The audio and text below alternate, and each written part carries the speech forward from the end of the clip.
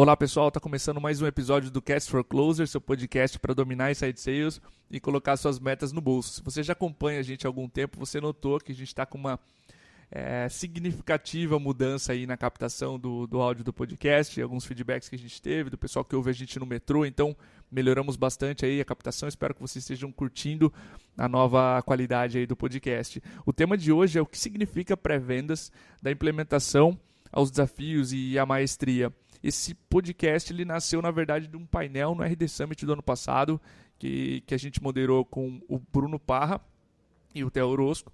O Theo a gente já conversou aqui no podcast e a gente decidiu retomar esse assunto de pré-vendas trazendo o Bruno Parra, que é Sales Development Manager na Resultados Digitais. E, Parra, muito obrigado pela presença, seja muito bem-vindo aqui no teu primeiro episódio com a gente. Pode ficar à vontade, se apresenta também para quem não te conhece, fala um pouquinho mais da tua trajetória também. Fala, Diego. É um prazer estar aqui, cara. Obrigado pelo convite, né? Obrigado pela MeTime também, pelo espaço. Show. Aquele painel foi bem legal, né? No ano passado e eu acho que tem bastante assunto que a gente não conseguiu colocar ali dentro de uma hora, né? Perfeito. Gente, é um prazer aí falar com todo mundo que tá ouvindo. Então, meu nome é Bruno, né? Trabalho na Resultados Digitais faz 4 anos agora. Tô desde o comecinho aqui, quando a empresa tinha menos de 30 pessoas, né? E tô desde 2016 à frente do time de pré-vendas aqui, né? Então, eu passei aí já por área de vendas, fui estagiário, fui vendedor, fui gestor de vendas e agora conheci aí esse outro lado aí do processo aqui, que é o início, né? Perfeito. E o que eu posso dizer assim rapidinho, até antes de entrar já em mais detalhes, é que de 2016 para cá já passou por uma série de mudanças. A gente vem falando com muita empresa também, Diego, que quer fazer pré-vendas ou que já está fazendo, então tem muita discussão aí nesse assunto. Eu acho que tem muita carência aí de informação, então acho que esse podcast vem bem a calhar aí pra gente tentar ajudar aí o seu público aí, o pessoal que tá ouvindo também. Show de bola, cara. Eu sei que naquele painel mesmo a gente conversou, vocês já testaram vocês tiveram várias fases, né, na operação da RD. Se eu não me engano, você tinha descrito 4 principais delas. Você pode comentar um pouco desses momentos da pré-venda dentro da Resultados Digitais? Claro, foram 3 mais claras, assim, na verdade, né? A gente teve um primeiro teste de pré-vendas lá em 2014 e foi uma vez que não deu certo, assim, né? Acho que Aham. durou uns 2, 3 meses só. E a gente implantou muito sem saber exatamente que tipo de problema a gente queria resolver. Então, a gente não estava batendo as metas como a gente gostaria, a gente estava com alguns problemas, dificuldades, e tinha já um burburinho lá dos Estados Unidos, das empresas de SaaS lá, que pré-vendas estava sendo uma solução para resolver as vendas, né? Sim, sim. E, e nessa linha de, cara, vocês estão fazendo lá, vamos fazer aqui também, a gente resolveu fazer. Então, a gente fez um estudo meio rápido, assim, sobre tipo de pré-vendas e tentou copiar uma receita lá de fora e botar aqui na RD. E acabou não dando certo por conta disso, né? A gente não sabia exatamente como montar o papel, definição ali do que o SDR ia fazer, de como que o vendedor ia receber. Ficou uma série de furos no processo que deu 2, 3 meses, a gente cancelou ali. Todo mundo que tava como pré-venda, a gente falou, cara, valeu, agora você tá como vendedor, parabéns, tá aqui as suas contas, sua meta nova, né? Aham. E a gente acabou abortando a missão ali. Teve uma segunda vez que foi. A gente resolveu esperar ali até o início de 2015, Diego, que a gente resolveu fazer a implementação de maneira mais suave, né? Aham.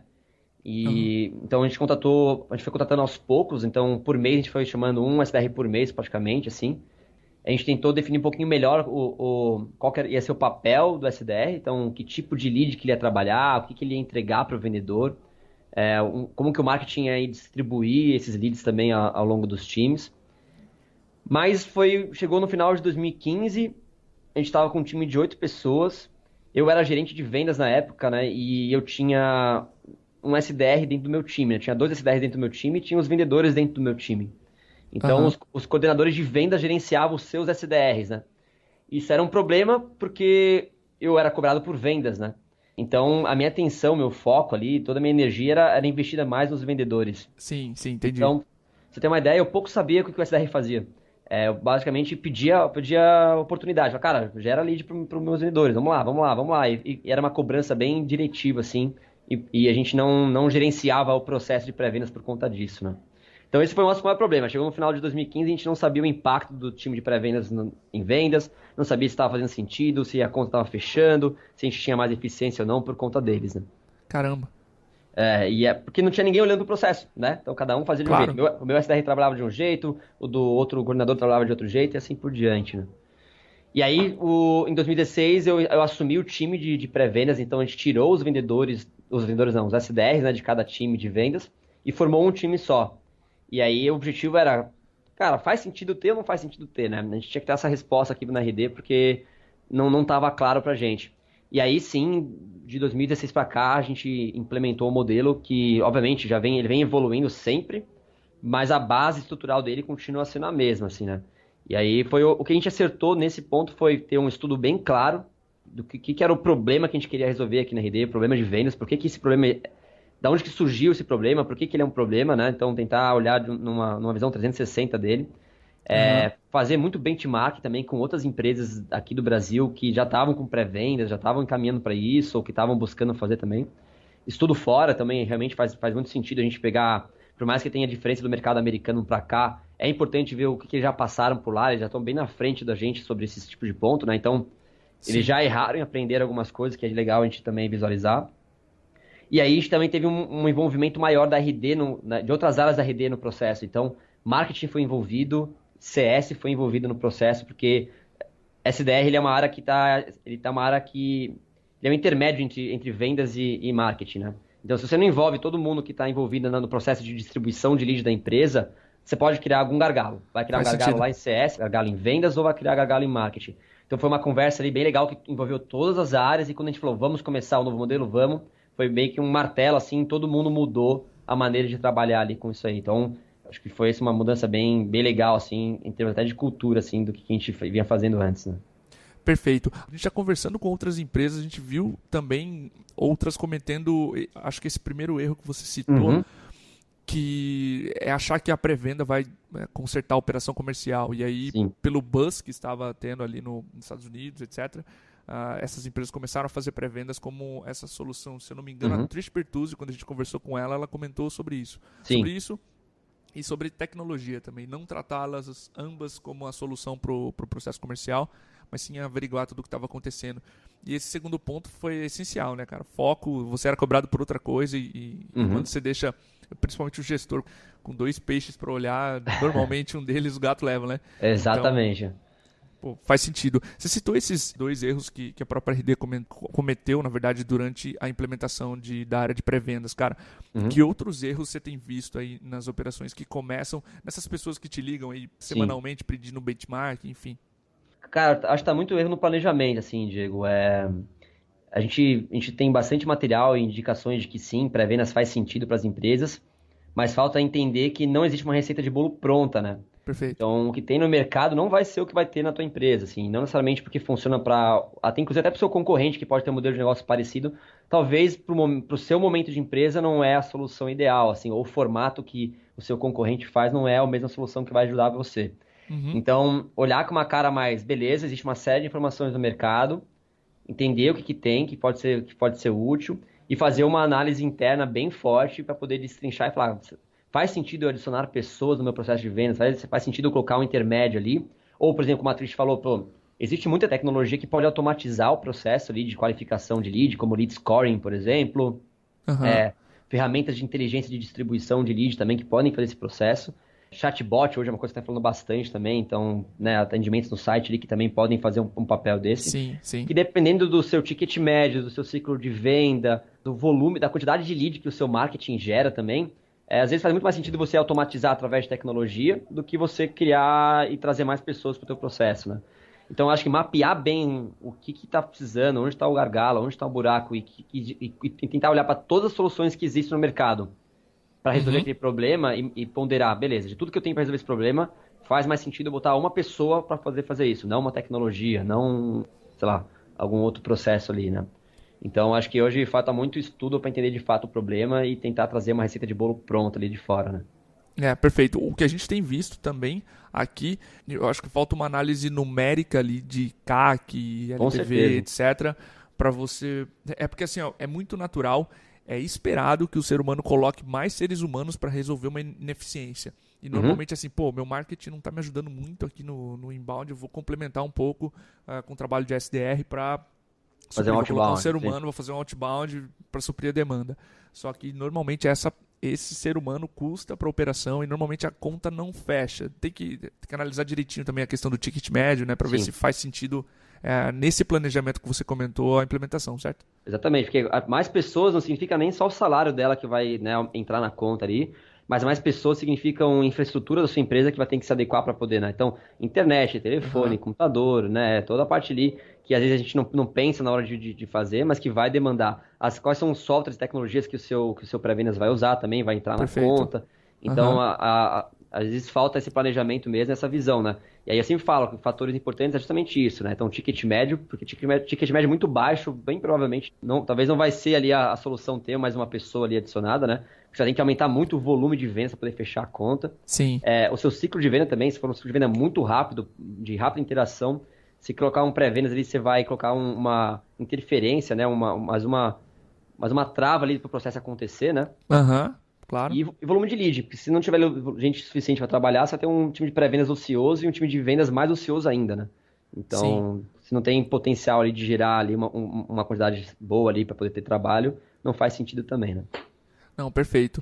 Ótimo. Cara, na Inside Sales Benchmark Brasil desse ano, a gente viu que é o seguinte, 38% das empresas elas responderam que a principal dificuldade em Inside Sales é conseguir uma resposta dos leads, e a pré-venda ajuda exatamente nessa etapa, né? Nesse ponto.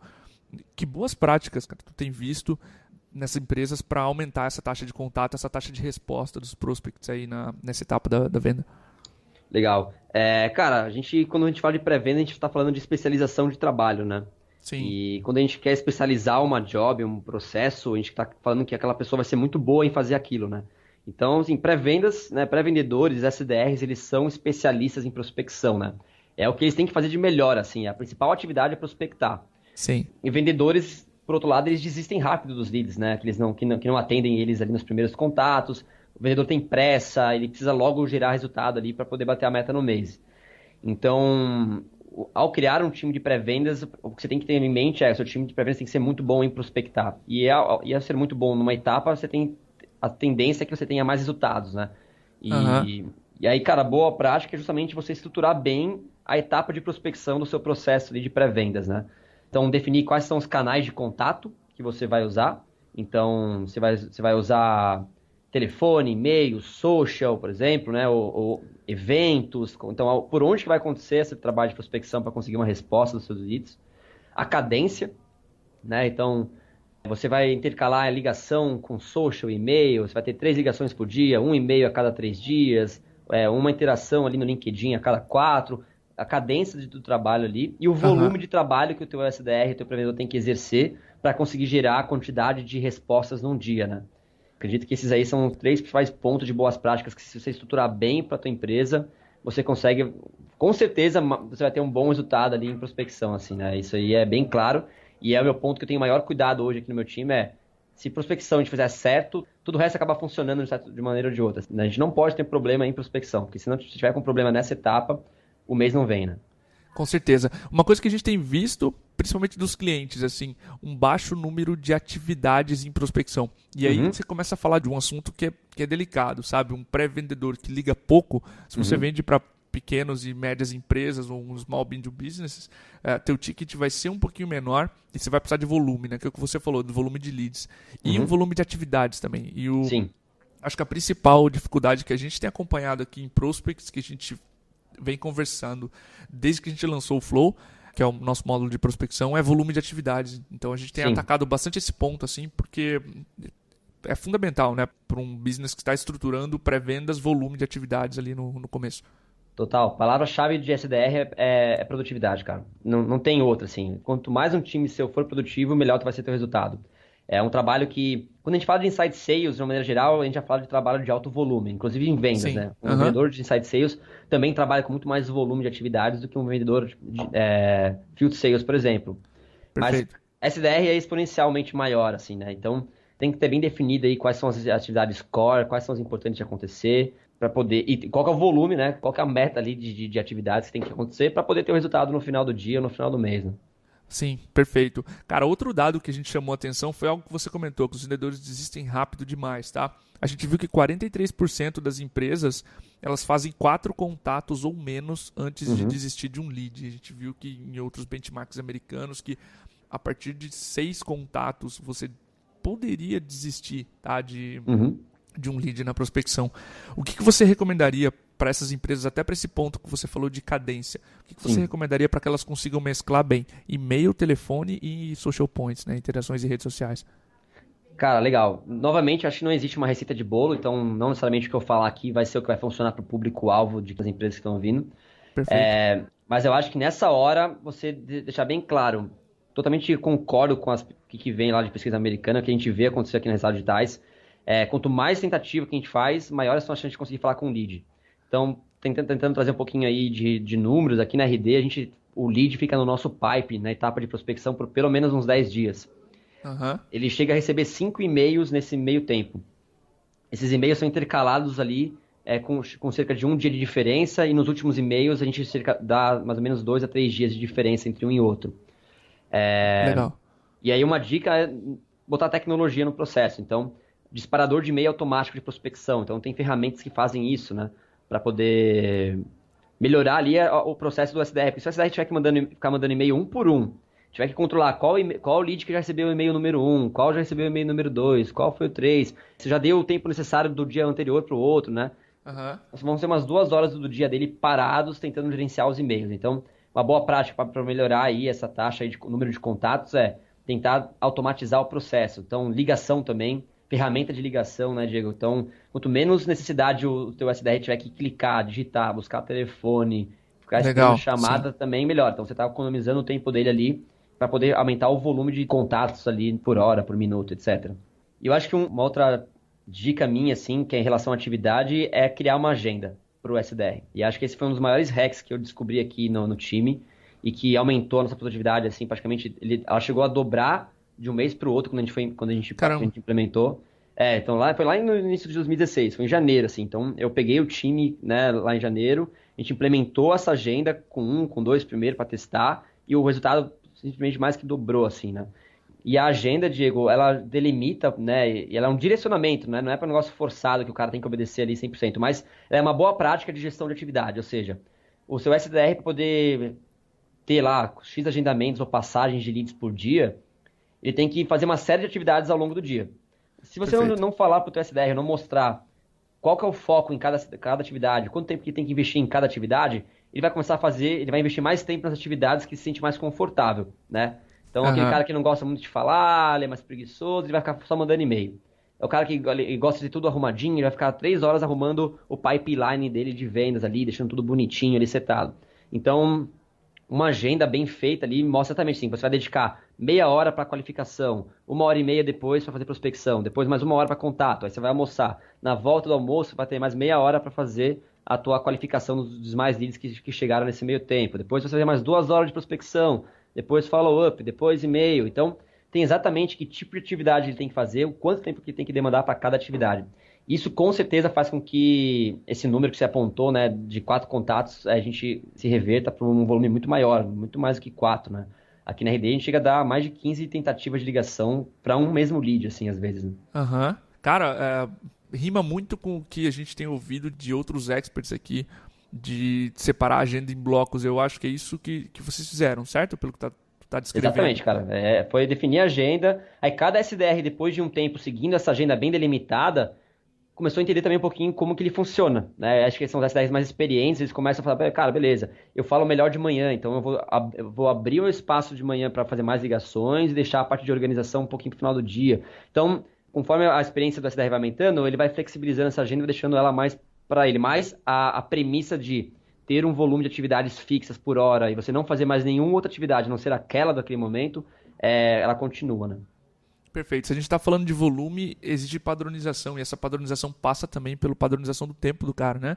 Que é o que ele está fazendo durante o dia e em bloco, com maior produtividade aí no caso. Cara, exatamente. Mas bom saber que funcionou tão bem para vocês, tá? Essa dica parecia muito lógica, a gente começou a implantar aqui, a gente ainda não tem um time especializado de pré-vendas, mas a gente...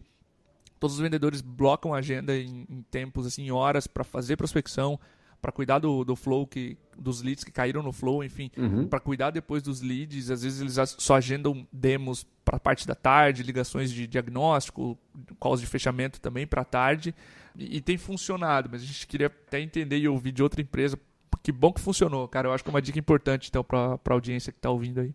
Funciona muito bem e o resultado vem muito rápido, assim. Não vamos falar, aquela melhoria que você coloca em prática e você já consegue ver no dia seguinte funcionando, assim. Então, é uma coisa que eu aprendi, que quando eu coloquei em prática, eu deixo o SDR um dia, falo da agenda, se geralmente as pessoas não querem no primeiro dia, né, fazer uma agendinha bonitinha, setada lá, porque as pessoas não estão acostumadas com isso. Sim. Aí a pessoa se dá mal, ela fica 2, 3 dias sem conseguir fazer o resultado, falou, cara, vai lá, segue a agenda que você vai ver.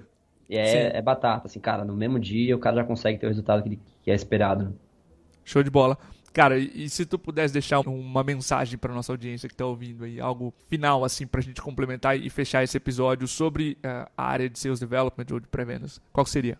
Cara, eu diria assim, para quem já tem um time de pré-vendas e quer aumentar o resultado assim do time, olhe para a produtividade do time. Então, o máximo de ferramentas para automatizar o processo e deixar o tempo do SDR focado em ligação.